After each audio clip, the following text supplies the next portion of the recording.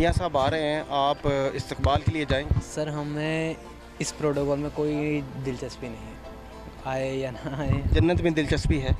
जी sir बिल्कुल है। हाँ जी, उन्होंने अनाउंस किया है कि अगर जो भी मियाँ साहब के इस्तकबाल के लिए जाएगा उसे जन्नत का टिकट दिया जाएगा।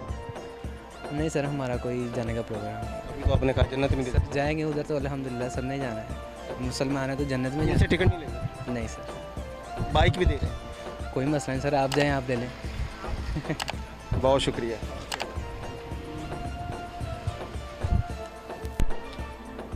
एंटरटेनमेंट करते नहीं इस चीज़ की ना।